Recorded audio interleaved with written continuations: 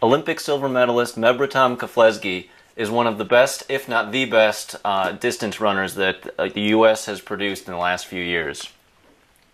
This weekend he's going to be trying to defend his New York City Marathon title as he joins up with some of the best runners in the world. It's a stacked field, and it's going to be a great race. Along with the race, he's also just released his new book, Run to Overcome. I was sent an advanced copy that I got to take a look at over the past week or so, and it's a great story. It follows Meb's journey from his native Eritrea through Italy into the United States, where he started running out in San Diego, and just follows his entire career right through UCLA and into his professional career.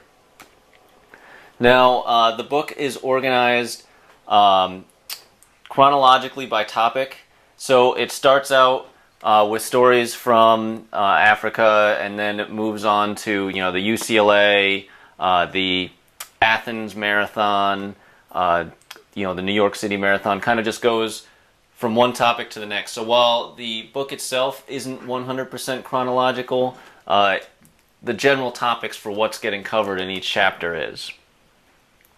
There's a lot you can get from the story. I mean, first, it's just a fun read. You get to learn about one of the better runners in the country right now, what makes him tick, why he does what he does, and it's enjoyable to just sit down with the book. It's also got some great training advice in there. I mean, he talks about what he does as an elite athlete to try and keep at the top of his game, how he deals with injuries, and the sorts of training that he does. So not only can you follow what Meb does and why, but you can also kind of get some good tips that you can apply to your own training. One of my favorite tips that I got out of it was that just because something is on paper doesn't necessarily mean you have to follow that exact workout, especially if you're using just a regular canned training schedule.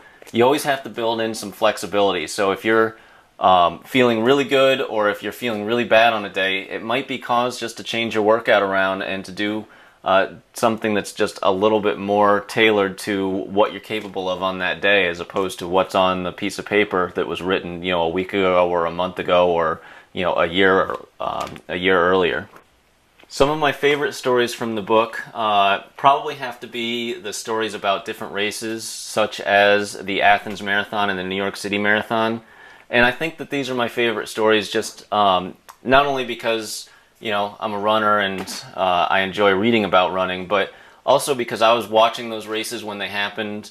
In Athens was when that crazy priest went out and jumped the course, and then in New York City, as Meb went on to be the first American to win it in 27 years.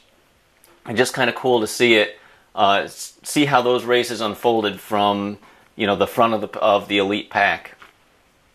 It was also kind of neat to read about some of Meb's failures, and in the London Marathon before he won New York City, it's just kind of silly that after he drops out of the race and manages to avoid all the volunteers trying to push him back in, he gets on the bus to get back to his hotel, and then the bus stops, and Haile Gebrselassie gets on the bus, and then it stops again, and Khalid Kanuchi gets on the bus, and there's a whole cast of characters where, even though there was a lot of great performances that day, there's a lot of top-tier athletes that just weren't able to finish the race and had one problem or another. And it's just kind of funny the way that the way he shared that story.